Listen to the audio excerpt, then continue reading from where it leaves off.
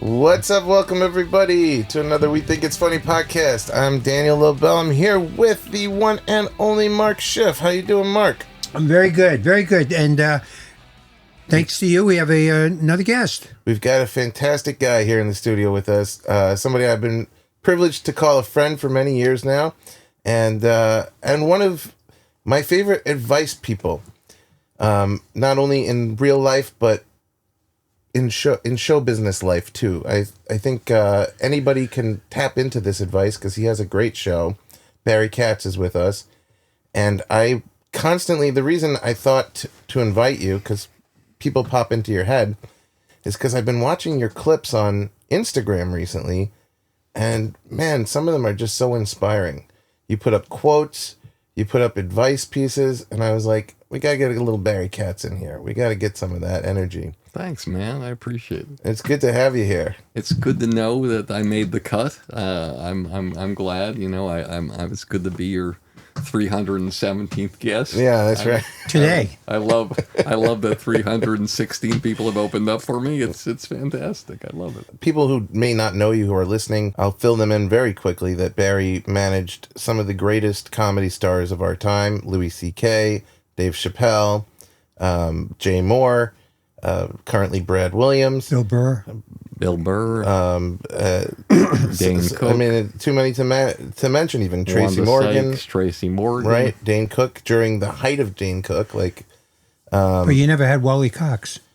I never had Wally Cox, and I'm one of the few people who know that reference. Or Arnold Stang. You never had him either, huh? No. Is that a Broadway Danny Rose reference? These were two funny guys in the late 50s or 60s. Okay. Hollywood Squares Wally Cox. That's right. Which is fascinating. You know, it's weird. Whenever anybody asks me, what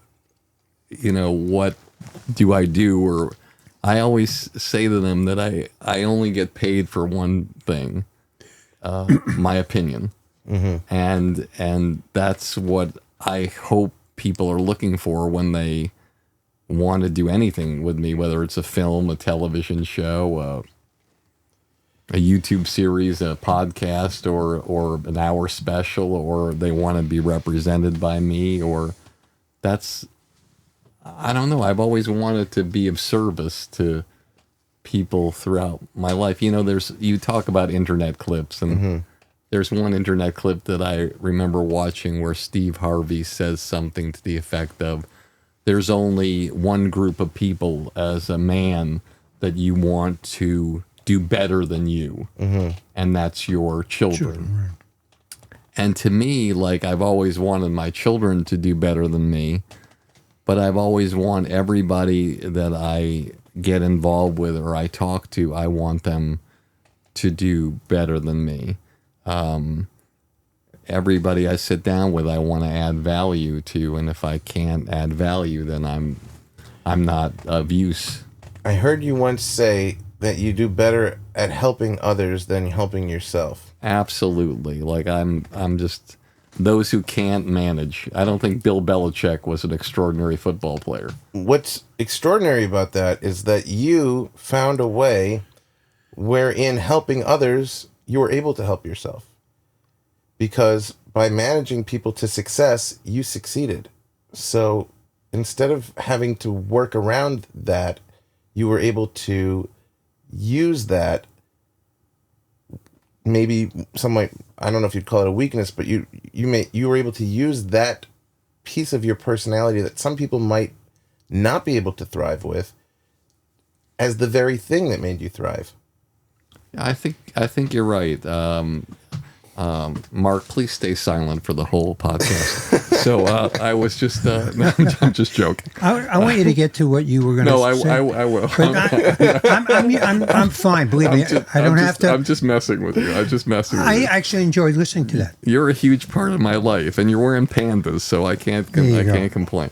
So, firstly, I always say that my biggest strength is my biggest weakness, which is I love to do everything. That's why I'm here at lunchtime on a Friday, because I want to experience everything I can. I love the unknown. I pull up here. I don't know what I'm going to get. I pull up. It's this beautiful house with this incredible, looks like a bus that's like 50 years old. I see you with your wife and your new child, and it's like, oh my God, this is so incredible. And then I see you, Mark, which, believe it or not, even though we don't really know each other that well, you're a huge part of my life, and things that you have been involved in, and stories about you that I think about in those days when it was so hard to get people to make a noise that people would listen to.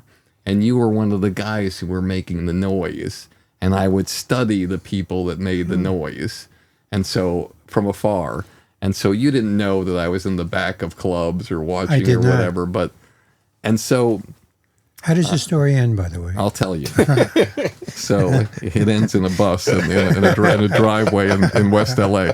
So in doing that, in doing everything, that's the bad thing, because when you're working on a film or you're working on a television show or an hour special, you're managing somebody, I don't think anybody you're working with is necessarily wants you to leave to do this podcast at 1 o'clock to 2 o'clock in the afternoon. Sure. Or I don't think when I'm doing my podcast and I'm interviewing Ted Sarandos, somebody I'm managing is going to say, hey, that's fantastic, Barry. They're going to say, did you pitch him to me? Is he going to do my podcast? Right. Am I getting a special? Or if you're doing a film with somebody and you're like, well, am I going to be in the film? Right. Is there a role for me? And so that's the trick about it. And, I've had my ass handed to me thousands of times. I've been fired and hired more times than I can count. But I pray that every one of those 25 people or more that started in a studio apartment that's now multimillionaire, if they were sitting there and they were asked about me, they would say, he worked hard, he thought outside of the box, he helped me with my talent get to where I needed to go, and I'm grateful to him. And I know there's very few people out there that I've worked with who I don't work with anymore that would say, that guy's a shitty manager, he did a bad job for me. God, he helped me with my talent get Saturday Night Live, but he's a shitty manager. Or, we made $4 million on our last tour when I lived in the studio apartment in Van Nuys. I don't know. The toughest part is for the both of you. That's the most challenging thing in this interview, or for any of your audience members listening. I don't know necessarily what I'm doing or how I'm doing it. I have incredible systems for myself and how I operate. But if I sit across from you, Danny, if I sit across from you, Mark, I'm an instinct person. I don't say, okay, we're going to work on this. What I do is I listen to your bucket list. This is what I want to do first, second, or this is what I want to do. And I check off the boxes the way you want them. But I'll also be the first to say, which doesn't always go over well, I don't like that. I don't think that's that great. I think that could be better and whatever. And that can get you in trouble, but I'm not a yes person. So where does that come from? That ability to... you have these great instincts. Don't lose your place, please. Okay. And I'll say that a lot here because I want your audience to really... Yeah. Like, if I'm here, I really want to be the best representation of myself humbly, and I want to add value to the people listening. So... Yeah. This is what's amazing about today. So I'm not going to say the names of people representing them or whatever, but you'll find sometimes that you'll ask people, okay, what's the first thing you want to do? Start managing them, or you'll be working with them a long time and you'll start the year with your meeting. And the most shocking thing you'll hear is, I want to do the Hollywood Squares. And I'm like, and this is no disrespect to Drew Barrymore or anybody who produces the show or anybody on the show. I just can't wrap my head around why they want to do the Hollywood Squares. And, oh, well, it's an easy gig. You get paid, 10 grand and you go and whatever. And it's like, there's no one doing the Hollywood Squares that is going to be looked at after somebody watches it and say, that is a film star. That's the guy I want to put in my movie for Lionsgate or whatever. But they love doing the gigs. It's a comfortability. It's a thing. They're around their friends. And but it always shocks me. Another show, Funny You Should Ask. They always want to do these shows. And it just, I think to myself, if you look at it this way, because I represented Louis Anderson for a long time. He did Squares. And he did Funny You Should Ask. And the thing that he did, when he was acting, and he'd been acting a lot, and he had the animated show that won 3 Humanities Didn't he win an prizes. Emmy too? He won an Emmy, right? Yes. Yeah, for his acting. Yes, he did. And that's what I wanted to share. So Louis got offered hosting Family Feud. $6 million, 3 years. And if you're familiar, and anybody who's listening, how these shows work, they shoot like 7 shows a day. And so you can do the whole year in like maybe 8 weeks, 10 weeks, something like that, 13 at the most. Sounds like a great gig. But what happens is when you host a game show or you host any kind of show like that, or you're the secret square like Whoopi was or whatever, you are not looked upon as somebody who is necessarily an actor, even though you haven't changed as an actor. You're still a great actor. The perception is so strong, you're saying that it... Yeah. Yeah. So Louis, 13 years he didn't work as an actor. And then Louis C.K. and Zach Galifianakis called him. He took the gig.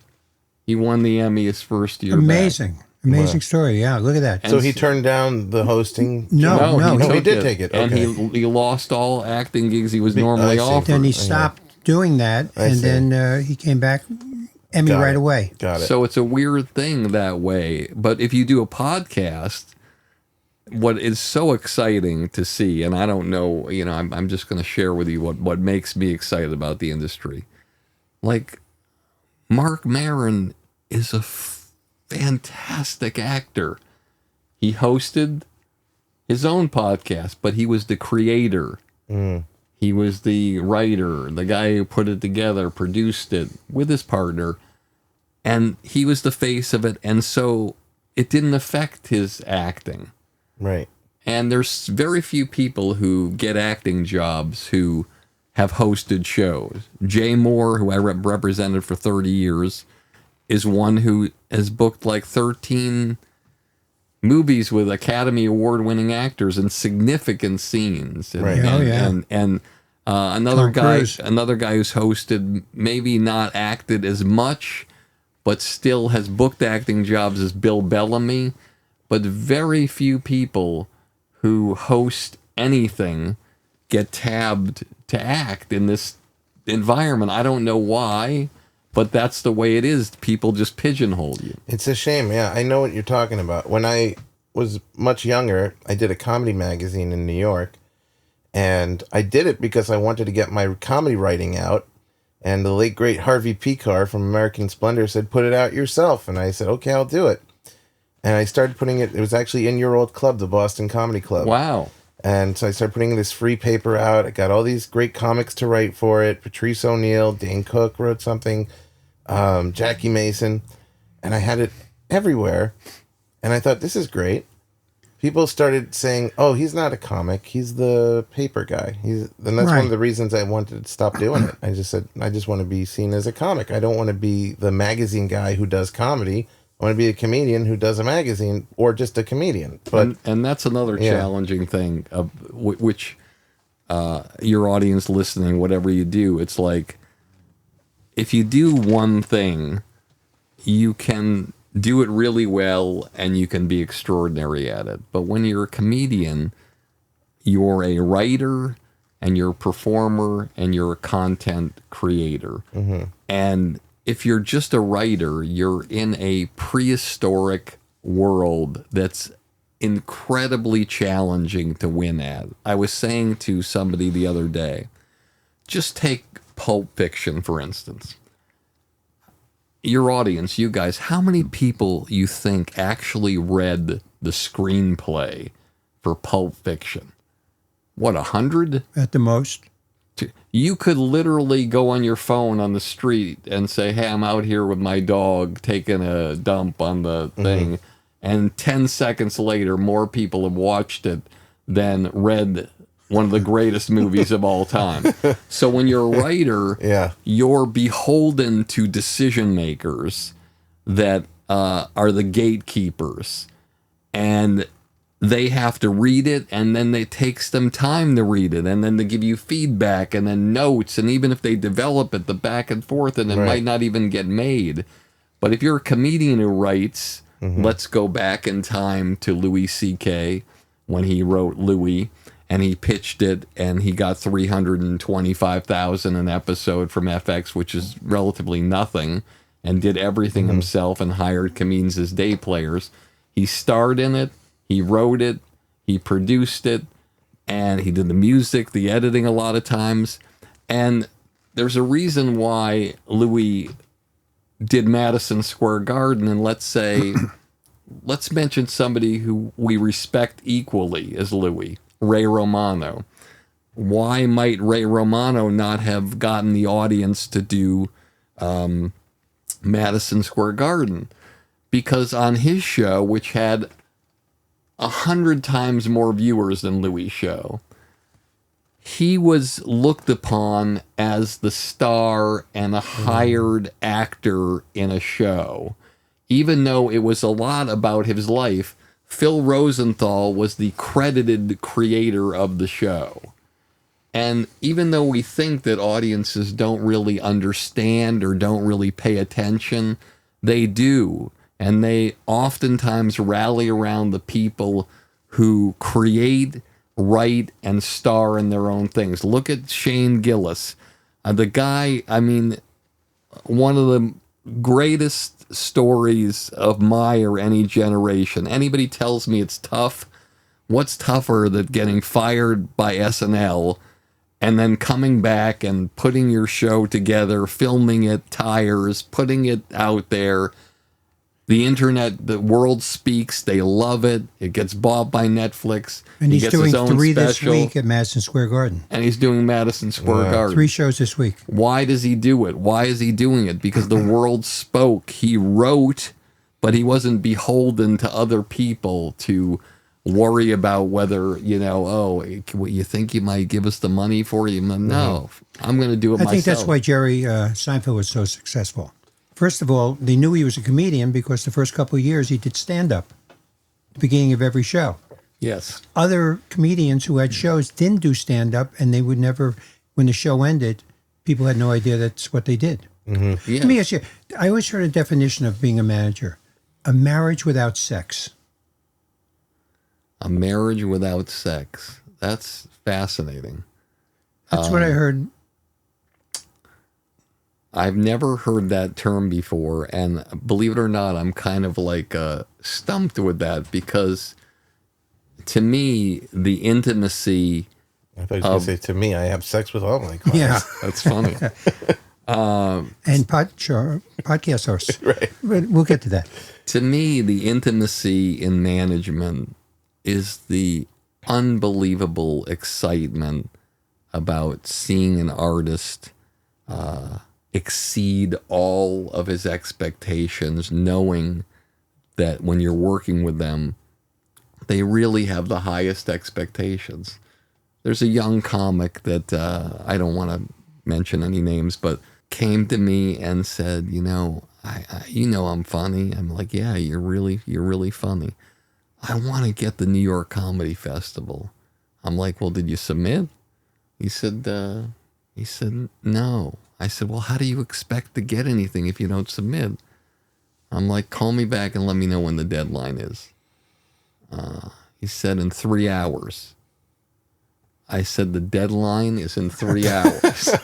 At least he didn't put you on the spot. He said, yes. He said, will you help me? I said, I shouldn't help you, but I love what you do, and I think you're talented.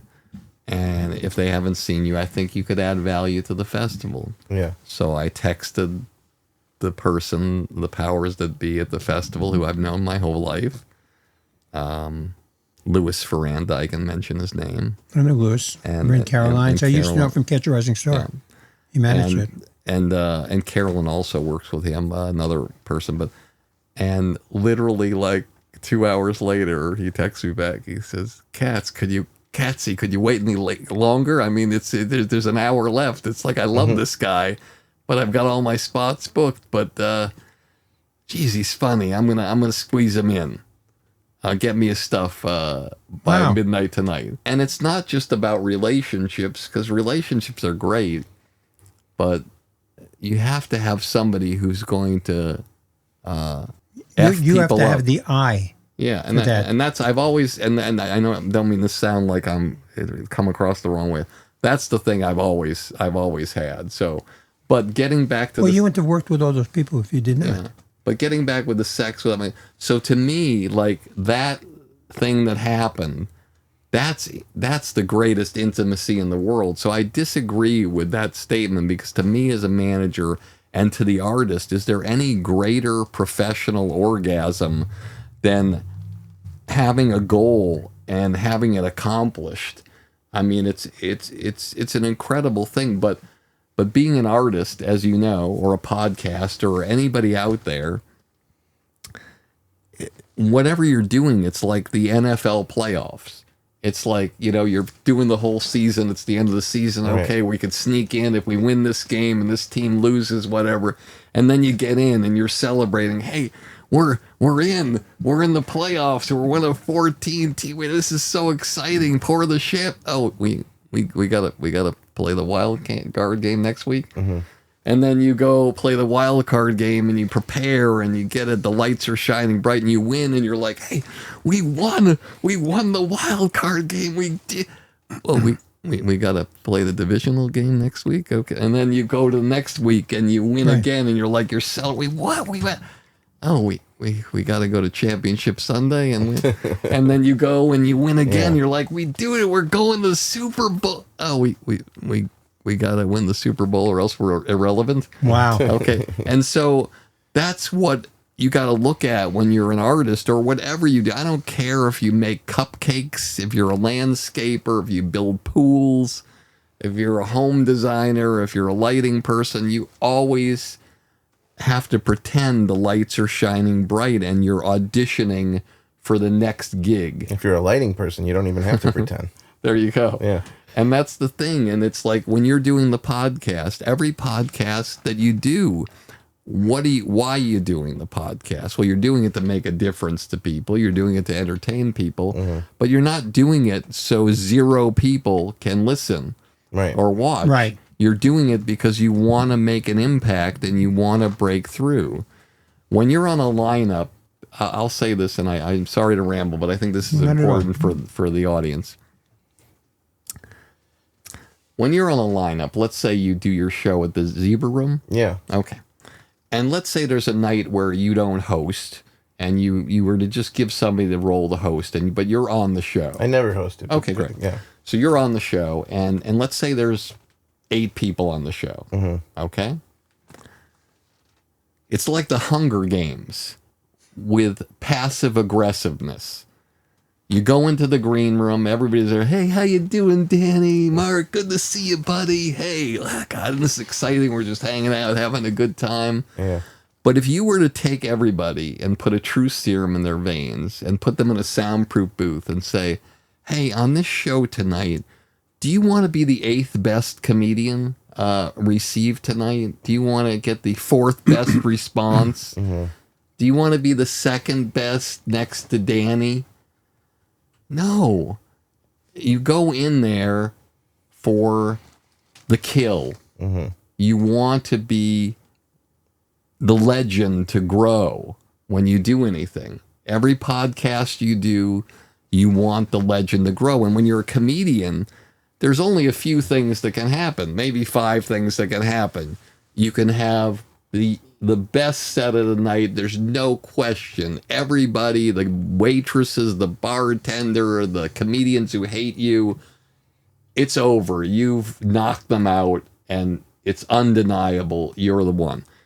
Could be the person's unanimous, but there's, there are some dissenting voices out there that go into the club. Yeah, he got the best stuff, but he's a hack, It's and the guy could do good, do a good job, do poor, bomb. Right. Right?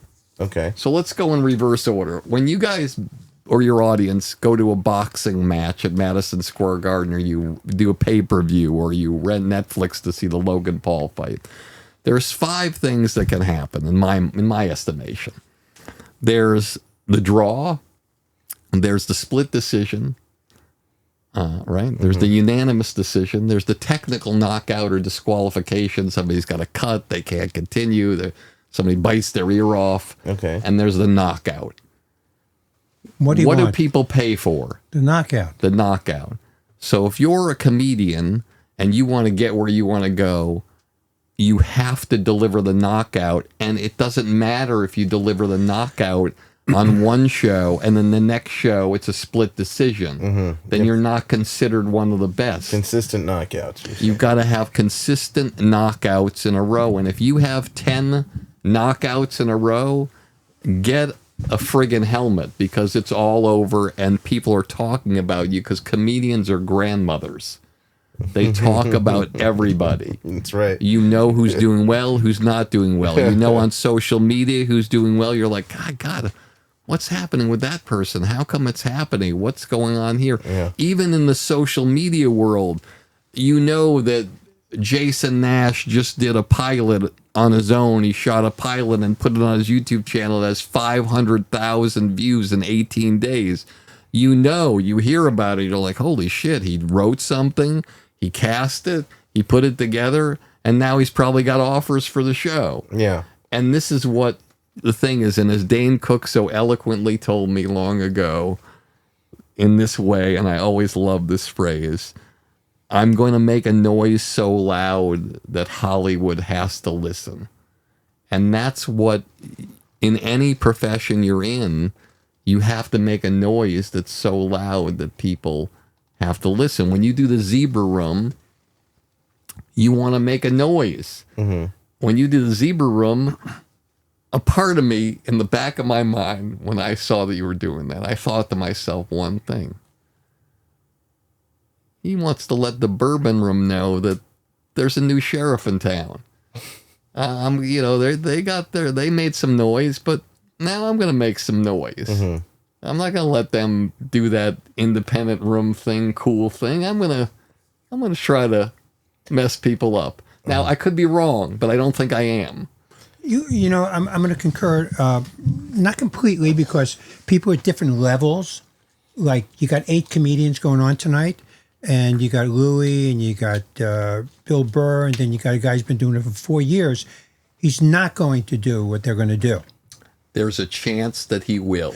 There's always an outside chance that because Bill Burr isn't going into that show, and Louis are not going into that show with the philosophy that they need to be the best. They've already proven themselves. They just want to work on their material. So I want to show you where I concur.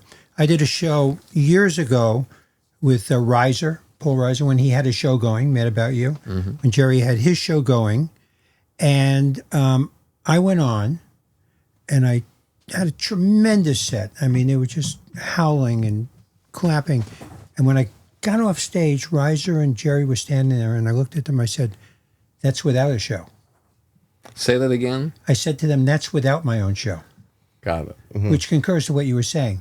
It was a big deal for me. And what did they say back to you? They left. They said it was a great set. They were very happy for me. We're good friends. I'm surprised you said that. Why? Because you're validating yourself to them as opposed to your performance speaking for yourself. Well, the performance spoke, but I was so elated at that moment. No, but I mean, I don't know you as well as you know you, but I've heard a lot about you throughout the years, and that's not a side of you that I know. I generally don't do those things. That's true. And that would be something that I would recommend so highly for a comedian never to do. Ever in your lifetime. Don't go up to the fucking guys on the top of the mountain and say, take that, MF. Yeah. You know, it's like, no. Well, we were... Did you open for them after that? I've been on the road now with Jerry for 20 years. So there you go. Yeah. So it mattered. But we were friends. I wouldn't have done it with two guys with shows that I didn't know well.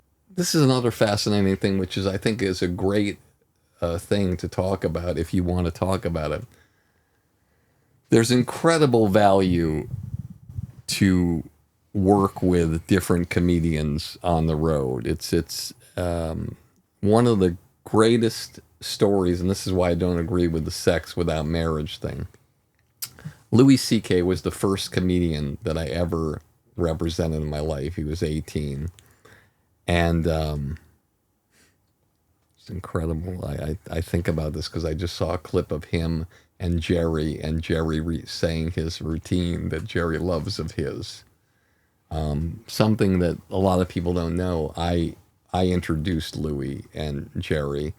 Jerry was doing a tour of New England, and Louis, one of his goals was to work with bigger comedians and do whatever. He's 18. Mm-hmm. So I videotaped him. How old were you at the time? Maybe 30. Okay. And I videotaped him, and I edited the videotape myself, and I sent it to George Shapiro. And Louis got the gig opening up for Jerry for 10 shows in New England, including one that I booked at a place called the Kowloon, which is on Route 1. It was like a 400-seat room. I'm just, to tell the story, it's just crazy. So Louis hasn't met Jerry yet, I don't believe, and the crowd's coming in, and I'm sort of running, I'm doing everything I can to make the show successful, and like many shows, people are coming in, it's taking a little bit of time, and it's like 5 after 8, and Jerry is the stage is in front of a kitchen door that had like one of those round glass things. Sure.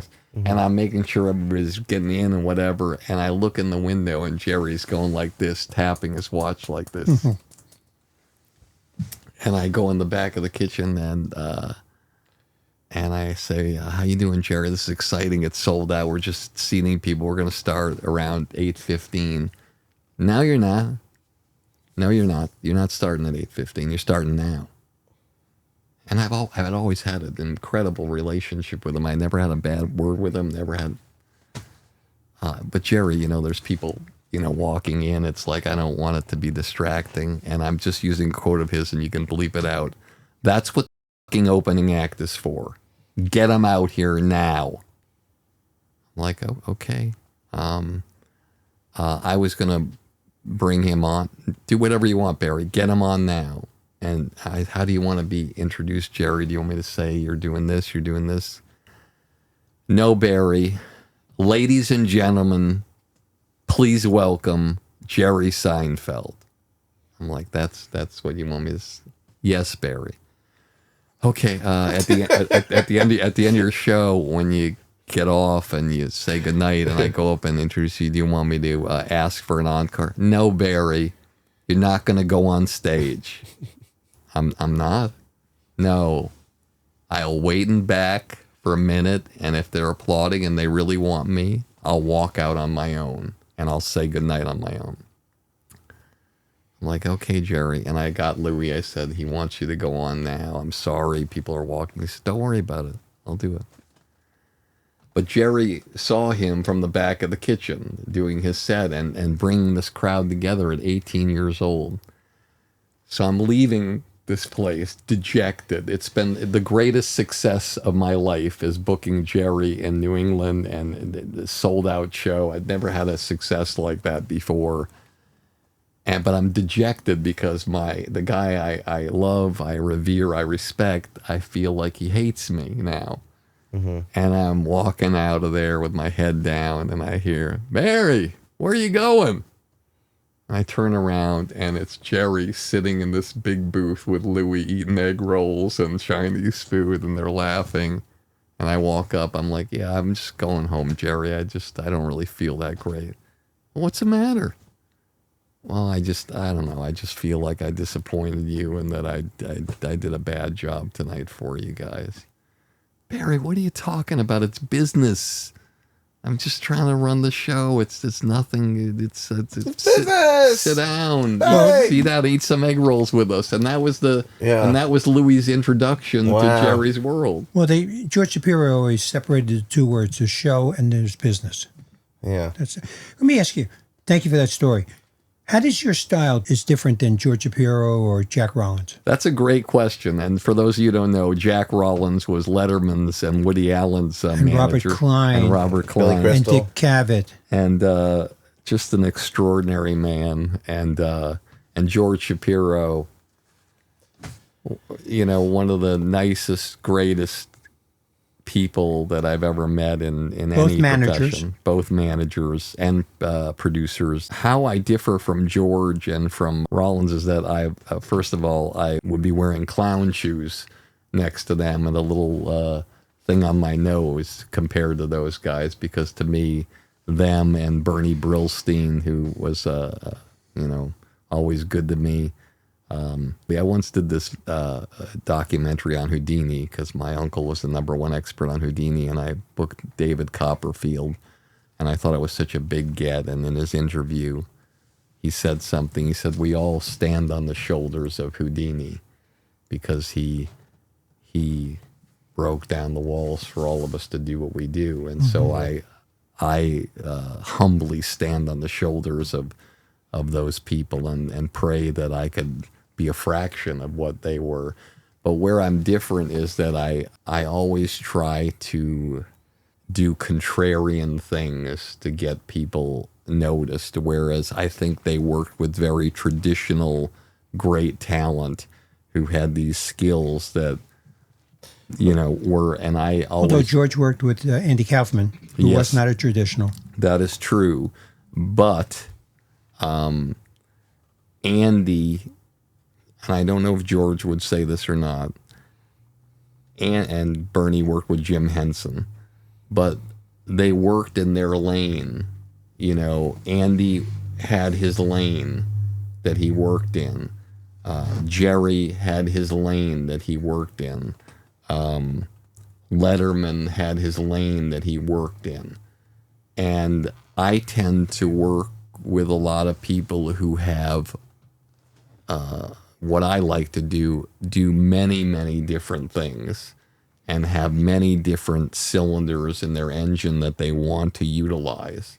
It doesn't mean that Letterman didn't have all the cylinders, or Woody Allen or Henson. It's just they chose to do that thing, that lane, and extraordinarily well. But when I worked with Louis, I didn't just see him as a stand-up comedian. I saw him as something more. Dane Cook, I saw him as something more. Dave Chappelle, I always saw him as something more and could do so many different things. Mm-hmm. Let me ask you, you worked with Chappelle. Yes, and, genius. I love him.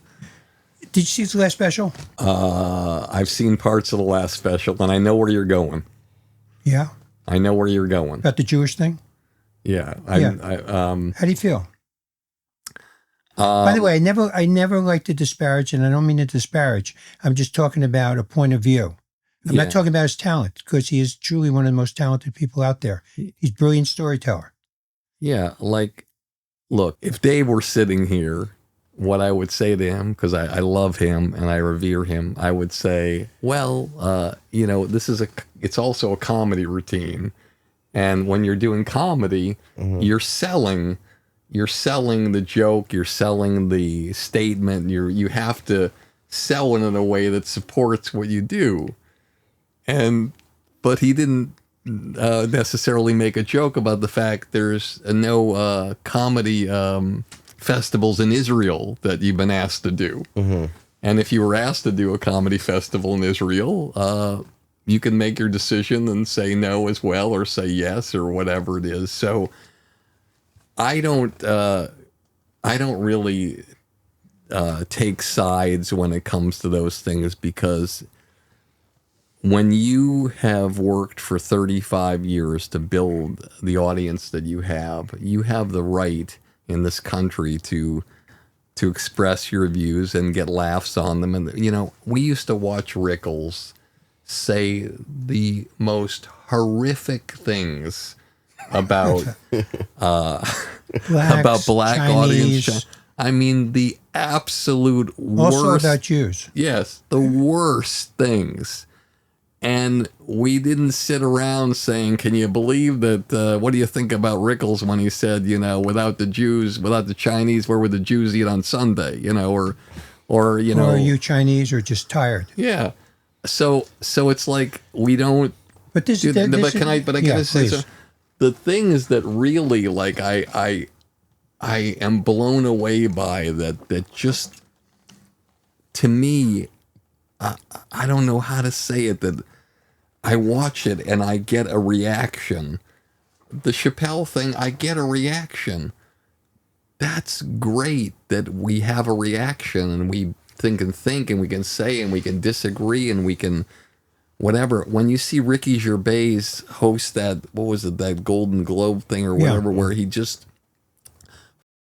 eviscerated everybody. Yeah. Like, and truthfully eviscerated them.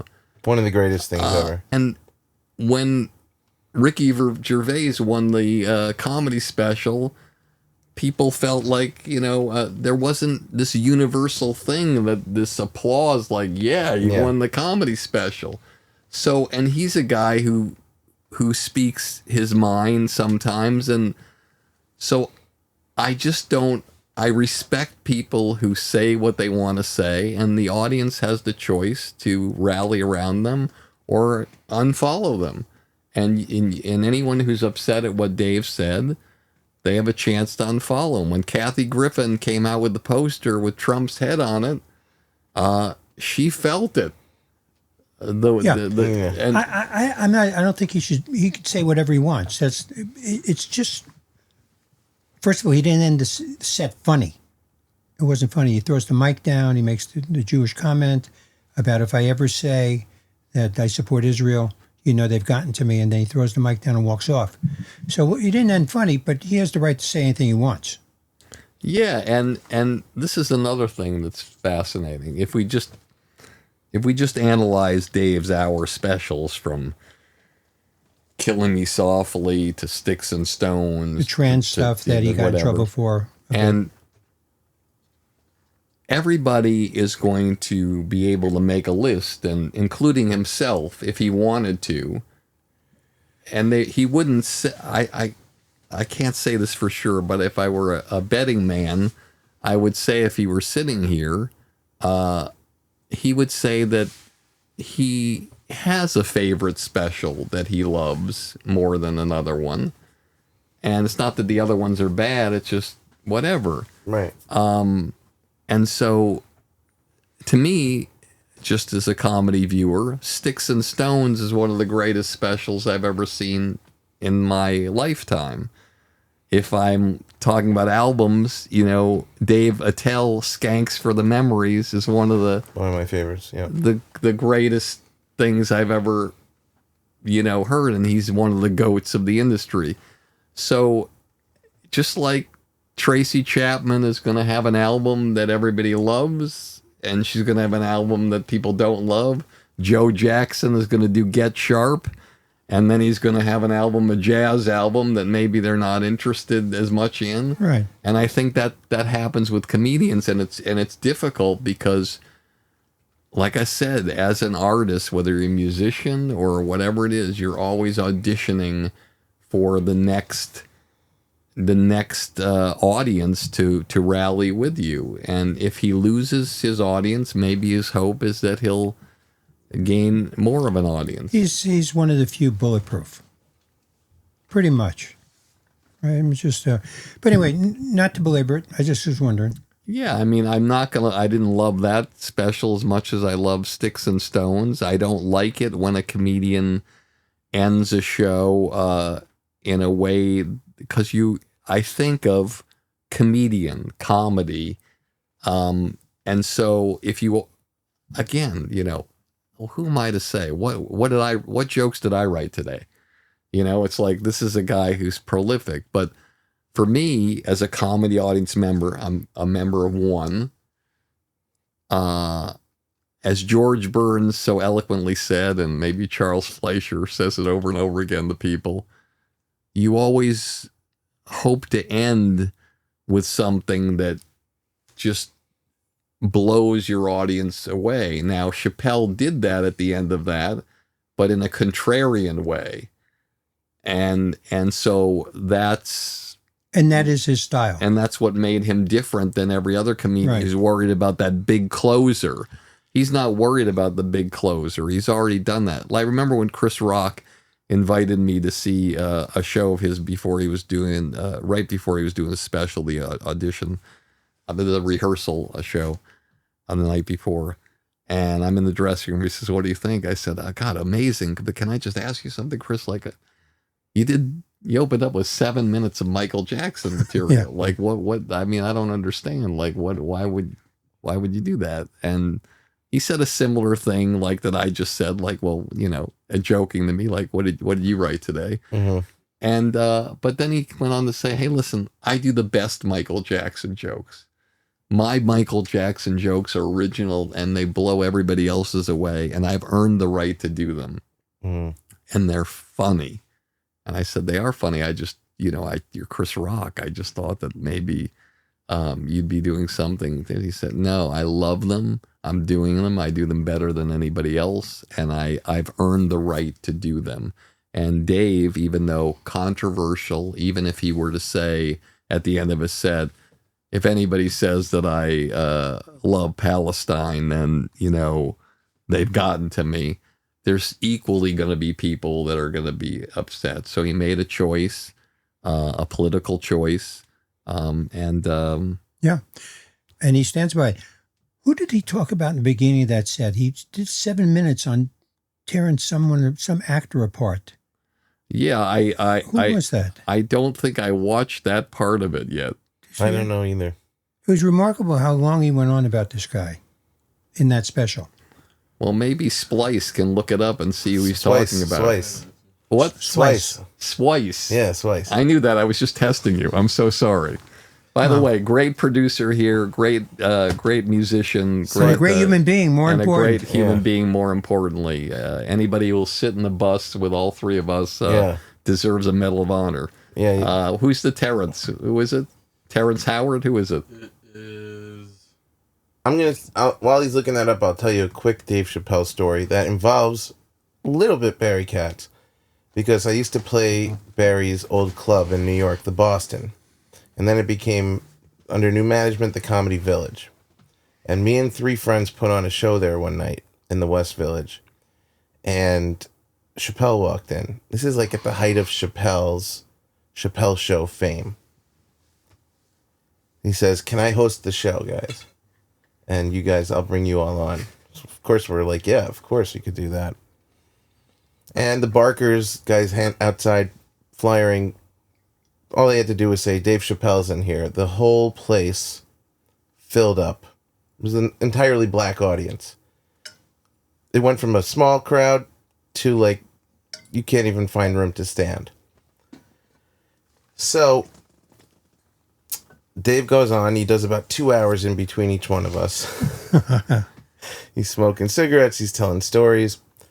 And I so looked up to Dave Chappelle. Like, I was so nervous that he's going to bring me up on stage. And I'm going to have to perform in front of this guy who is a huge inspiration to me. I go up there, and I thought I'll take a crazy chance. And I did, like, really slowly. I go, "This is what I hate about black people." And it's an all-black audience. And it crushes. It kills. And I'm like, whew, that was good. Because everybody loved it. It took the air out of the room. I go, okay, let me go into my act. I go into my act. I see Dave. He's sitting right up front.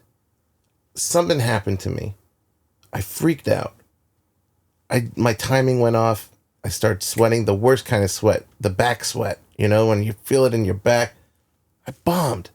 I bombed my whole rest of all my material that was actual material, bombed. And the same stuff that I'd been doing well every night there. I got off stage. I wanted to kill myself. I was so upset. And Dave goes up there and he takes a long drag from his cigarette and he goes, "Here's what I hate about black people at a Dave Chappelle show. Is cosmically funny way to start the show." And he just goes, "That is cosmically funny." And I think he went for 7 minutes just focusing on the one thing I did that got a laugh. The one thing.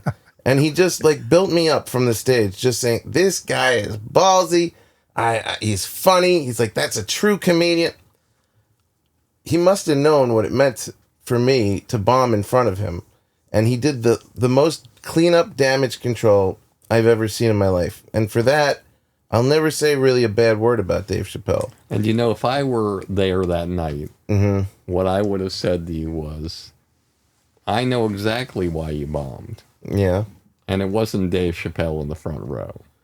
It was because you did something in the beginning that was a tone. You set a tone that didn't match of the comedy, and then your act was a different tone, and they didn't buy it. 100%. They wanted the guy from the beginning. And you gave them the guy who, whatever. Unsurprisingly very astute, but yes, you're right. 100% correct. No, that had nothing to do with Dave up front. And the back sweat had to do with those jokes not working. Yeah. And that's what I think about that. Were you working with Dave when he walked away from the Fortune? I wasn't, but I have I'll tell you this'll. Can you give a little backstory, like what he did? He had a show. Well, I mean, he had his. I wasn't there with him and Neil, but Neil was the doorman at my comedy club, and he wrote Half Baked with Dave, and I was in the room when it got bought at Universal. Neil Brennan and Dave Chappelle. Yeah, and so they created the Chappelle Show after I stopped working with him. I worked with Dave for about 8 or 9 years. I get a call from a good friend of mine who's the president of Comedy Central at the time, Doug Herzog. And he says, "Barry, can you get Dave Chappelle in here? I got a check on my desk for him for $27 million made out to Pilot Boy Productions." Pilot Boy Productions is Dave's production company. It's just him in handcuffs, because he did 8 pilots or 7 for Disney when I was working with him, and they all failed. And so it's what... Anyway... I say no, I can't get him there. I'm not going to get him there. He's not. I mean, I can call him and I can tell him to go, and I'm not tell him to go, but I can tell him the check's there and you want to meet with him, but he's not going to go. And Doug got so angry. He's like, "What are you talking about? There's a check for $27 million on my desk." He said, "If he goes and he cashes that, you own him." And, he has so much confidence in himself that, based on how I know him from the time, that he knows he's going to make back that money. He might not make it back this year. He might not make it back in 10 years. But if he bets on himself, he's going to make it back. And if, you're doing something where you're controlling him, it's not going to happen. About 3 months later, I'm at Real Food Daily on, I don't even know if it still exists, on La Cienega. It was like a vegan restaurant. It was the best. And I walk in, and he's sitting there with his wife, Elaine. Smoking. Yeah. And he says, Barry, man, sit down. I sit down, and I said, "Dave, I feel bad. I have this story to tell you, but I wasn't able to get a hold of you, and I just didn't. I thought I should tell you directly." He said, "What is it, man?" I said, "Well, I got a call from Doug Herzog. He said, 'Can you get Dave to come in?' And I said, 'Well, I could try.' But then when he said he had a check on his desk, I said, 'There's no way he's going to come in.' And he said, 'Yeah, we did the right thing.' But I said, Doug Herzog yelled at me, and he said, 'But it's a check for $27 million. Yeah. And Dave, without missing a beat, just took a puff out of his cigarette. And he went, "That sounds a little light." I'll never forget that. Perfect. Never forget that.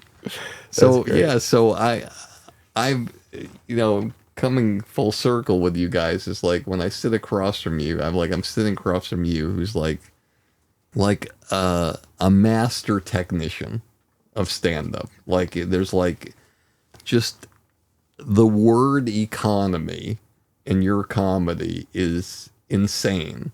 Thank you. And then I'm sitting across from a guy who, and this is not your lane.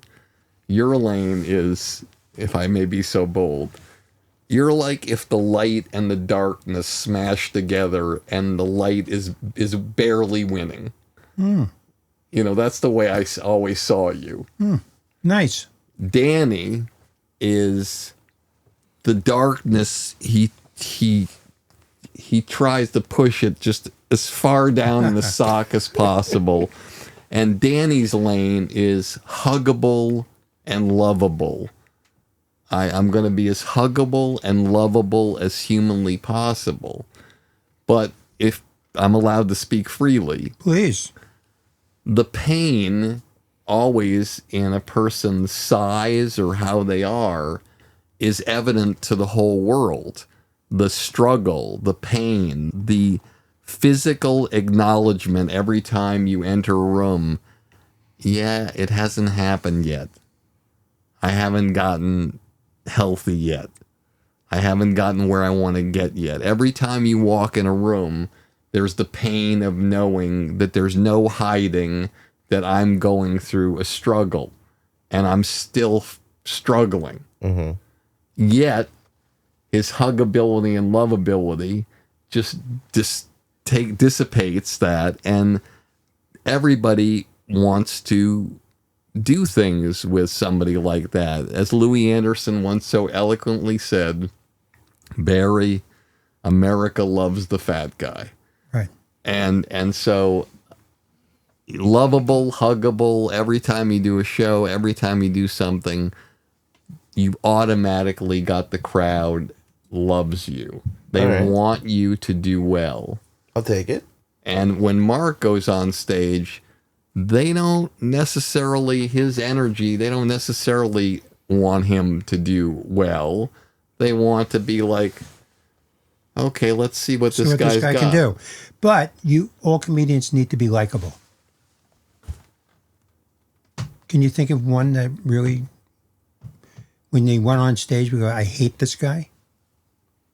You can't get big laughs consistently unless they like you. There's a lot of comedians who are not huggable and lovable, but they have their niche. And we had this whole argument with Brogan here. Remember when Jimmy Brogan was here? We had this debate.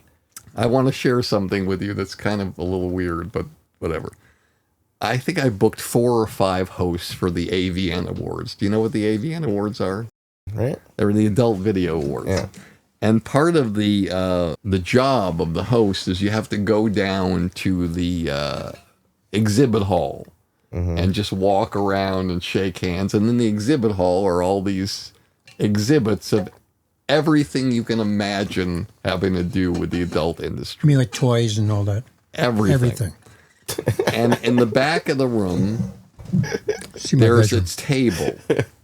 All these 6-foot tables, side by side by side by side by side, going the length of the place.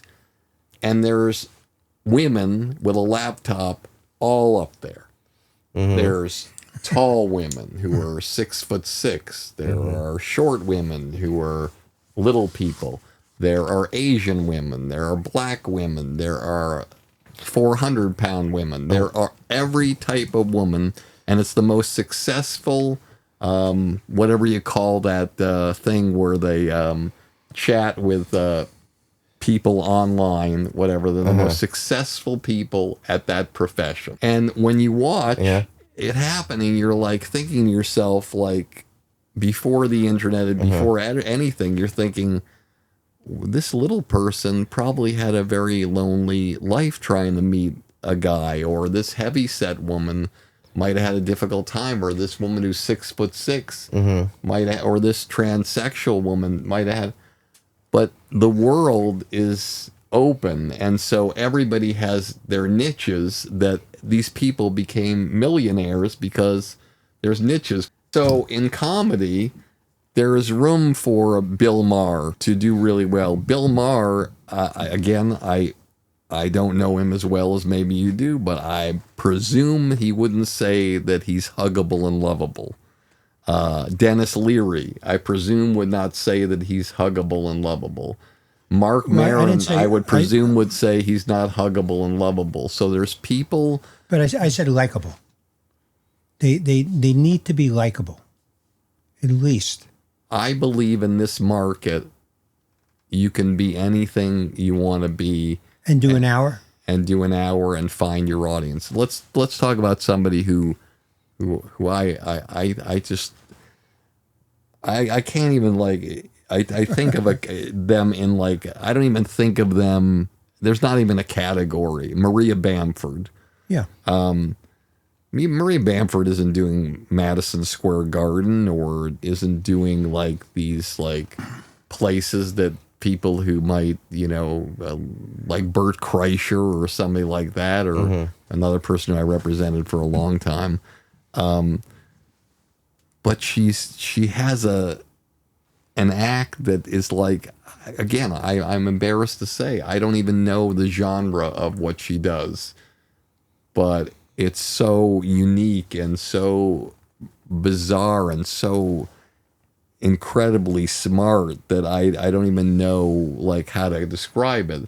So she has her audience, and she might not be as lovable as, let's say, another female comic that's maybe doing much better, but she sticks to her guns of what she's doing, and there's no one like her. Right. Well, it's genre comedy now in a lot of places. When I started, you wanted to work for the mass, so it's different now. Can they sustain? The world is just 7 billion people. It's like, let's just look at this. Let's put this to your audience. Let's pretend we painted this bus black inside. Everything. We get black upholstery. We get black tables. We paint everything black, or we upholster or stain everything black. Mm-hmm. And it represents the world, Mark and Danny. And on the floor is a little circle from a hole punch that was left behind on the floor. Mm-hmm. If Danny or you... and this represents the world. If you reach that one dot, you're a multi-millionaire whose all your dreams are coming true, and the rest of the world can say, go screw yourself. We don't like you. We don't want you around. We don't listen to you. All it takes is just a little bit. And I say this, think of your, let's just take any musical artist. Let's just take, who knows, Lady Gaga, like who I actually saw the other day. It was a funny story. I walked up to her. I saw her ring. I said, what Super Bowl did you win? She said, the marriage Super Bowl. So let's take her. How many hit songs does she have? Let's say she has 10. How many songs has she written? Like 500? Not everybody has to like everything or want everything. You just have to reach that audience that really loves you and believes in you. And that's what you see in the world. You see people like Bert Kreischer, who's a storyteller, and people just love him.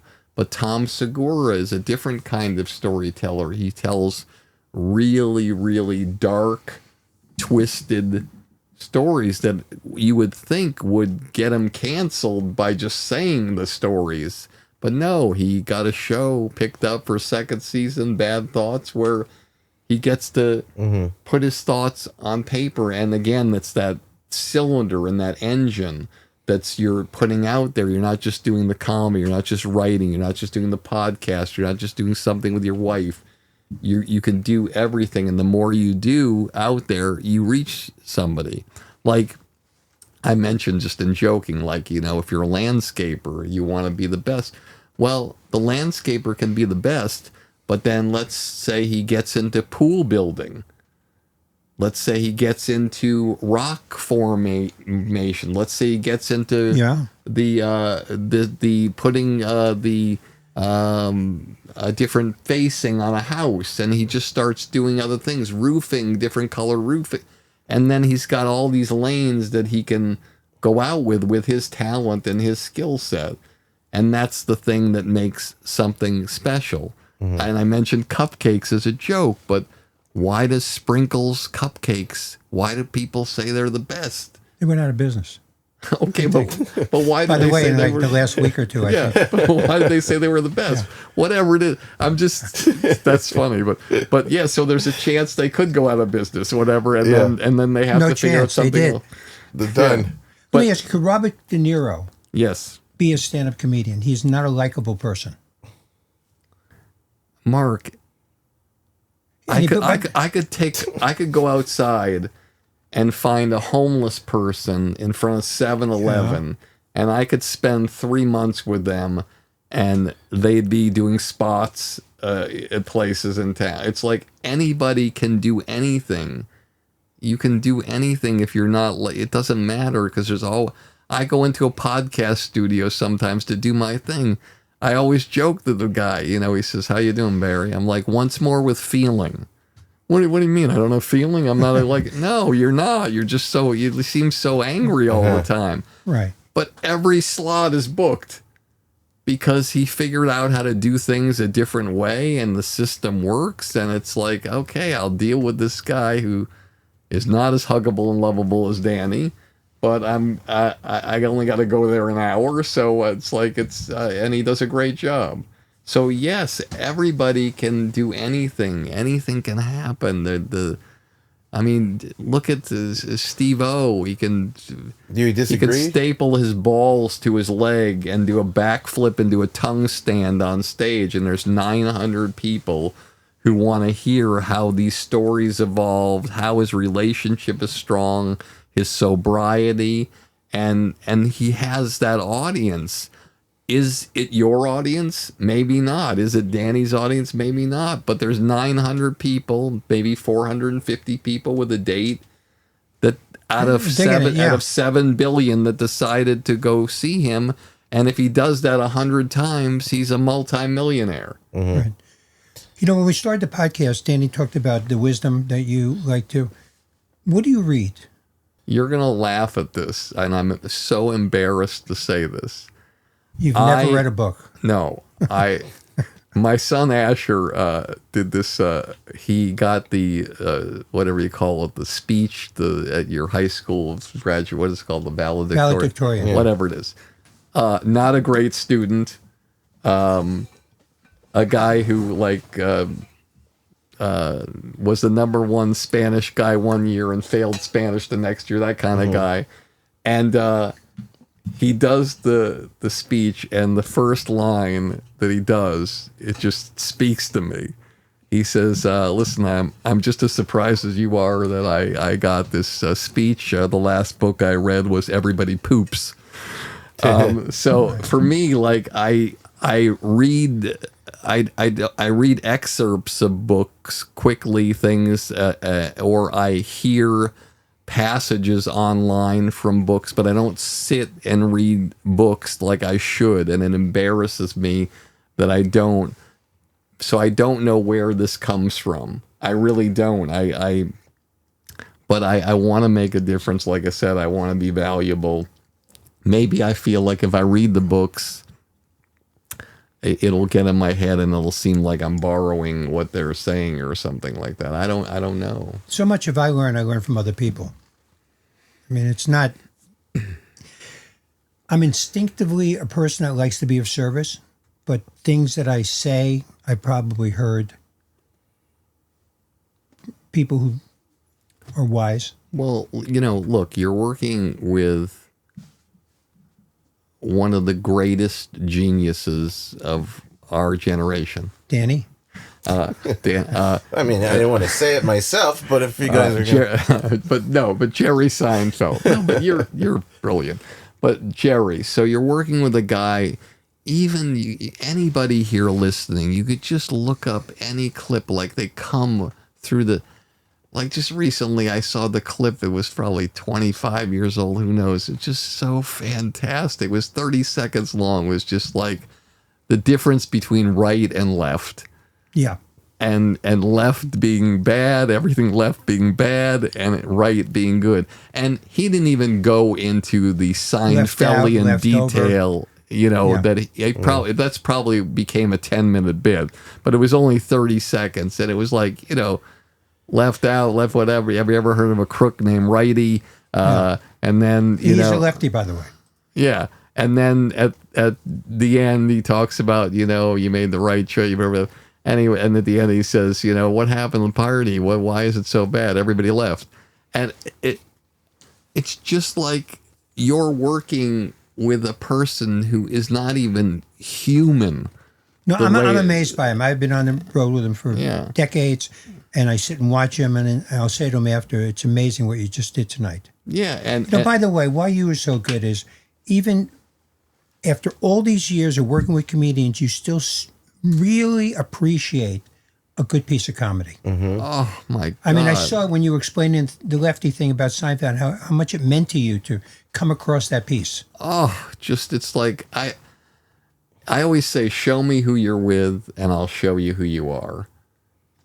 I mean, think about this for a second, and anybody listening, think about this.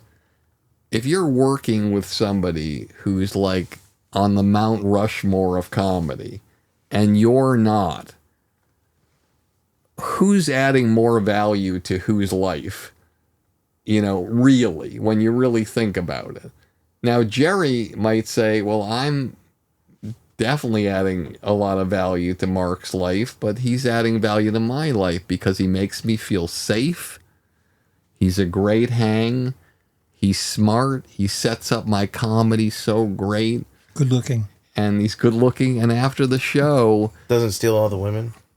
And respectful. After the show, he tells me honestly what he thinks. He doesn't shine my ass. He tells me if something, hey, I think that could have been better if you tried this the next time or whatever. Yeah. And he's not looking for a yes person. He's looking for somebody who is, he feels, and I truly believe this, and I don't even know Jerry a fraction of how well you know him. I truly believe that he believes you are as talented as he is. He just had opportunities that worked for him a certain way. Maybe he made decisions that were better than yours, but you're on that show because he also believes that you are as gifted as he is. Thank you. I won't disagree, but I'm going to tell you what he does for me sometimes. You know, when I go, thank you very much, good night, when I run off, he runs past me. And sometimes he'll say to me, I got something for you. And then he just hits the microphone. He let me know before he gets out there that he found a little nugget for me it might work. It's a beautiful moment when that happens. Nobody in the world knows what he just said to me. But I know when he gets off, he's going to have something for me.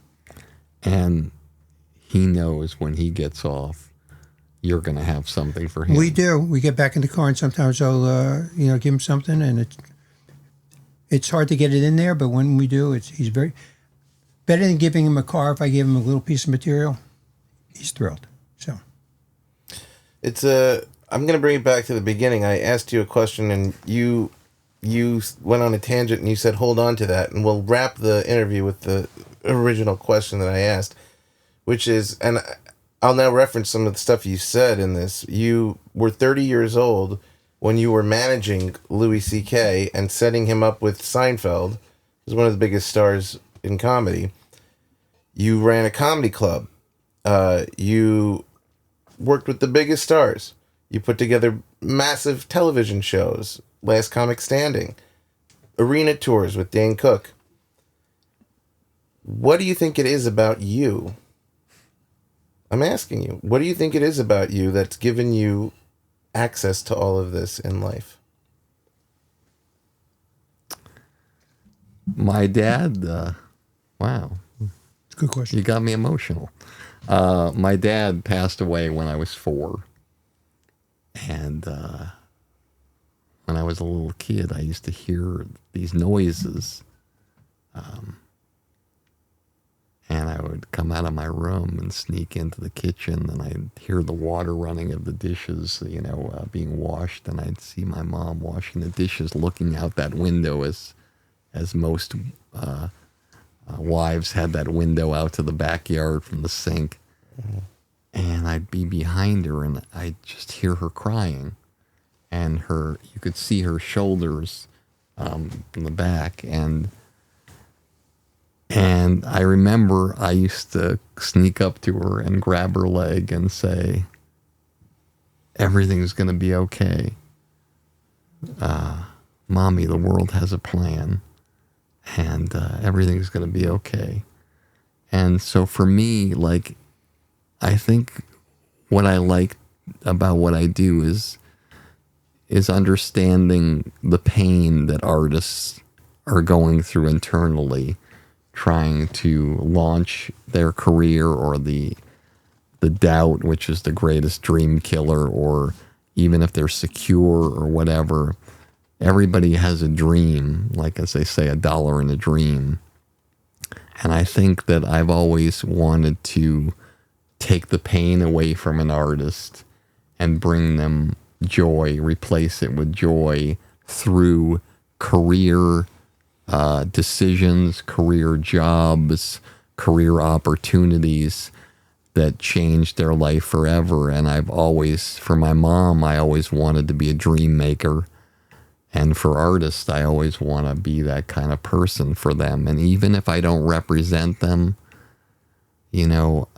as you know, Danny, like, just the amount of comedians who are, at the highest levels to the lowest levels, I'm always open. If I'm at the Improv, I will sit, and then they'll come over, and we'll have conversations about their careers and their lives, and hopefully in those times I can add value. And that's why I love doing that blueprint program that I do, that people say, "Why are you doing that crazy thing with 1,000 people in there in the Monday meetings with these people?" People a plug for it, Oh, well, I didn't. It's just like I do things in my spare time, like the Industry Standard podcast, or the blueprint that I do, the Industry Blueprint, where I try to be of service to people who I can't manage. And so there's a community of people, and they can have different levels of time with me, but only in my spare time, unfortunately. And I love helping people who, it's like microwavable management that I'm giving them. And I know a lot of people say, like, "Why do you do that? Why would you spend time with that? You don't have to do that. You already live a good life. You're fine.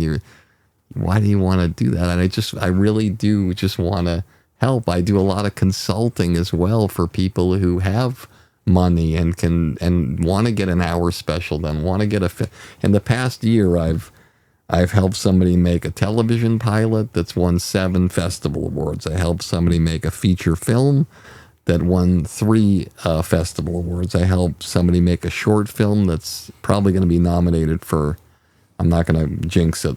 I've helped somebody do an hour special. I've helped Cirque du Soleil find stand-up comedians for the first time in their career in 29 years. I love doing everything, as I said in the beginning, and I'm not going to stop, but I have to always figure out how to do everything to the best of my ability. And I hope in this podcast that I didn't let you guys down, and No, zero. It's beautiful. And it's interesting because what you said tied into what we said before when you were saying, I said you always say that you're better to other people than you are to yourself. And I guess it started almost when you were a kid and you lost your dad and you became the carer for your mom. And was anybody there who was the carer for you? No one. I don't care. I didn't care about, I think you have to find your way. You can't count on, I don't want to count on anybody. I don't want anybody to do anything for me. It sounds odd. It feels good when somebody does. when you get that thank you note in the mail, that handwritten thank you note. And by the way, for the audience listening, whatever you do, if you take anything from what I'm saying, whenever somebody does something nice for you, write them a handwritten thank you note.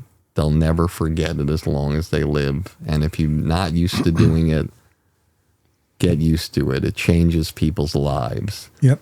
And there's nothing like something that's been done for generations with a fountain pen. That there's no one on earth, and I really say this seriously, there's no one on earth that opens their mailbox and opens a card that says, hey, thank you so much for what you did for me, that looks at it and says, what a jerk. Fine, I'll write you a thank you note. So suppose the person that you did something for doesn't have hands. How do they, what do they send you instead? That's a good question. I'm just asking. I mean, well, you could be like Daniel Day-Lewis in My Left Foot. You could do a foot written. This podcast at this moment should just be called "You Think It's Funny." But I just, I don't know. I just really believe that gratitude and kindness, an attitude of gratitude. You just take your head and smack it against the card. Would you call the person and say, "Listen, can't you come up with something?" Yeah. I just think Mark is always looking out for the handless people out there. He wants to make sure they're represented properly. So, like you mentioned Louis C.K. Just to give you an example,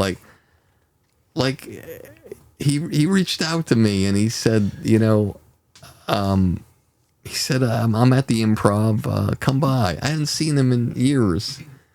And I come by the Improv, and he wasn't there.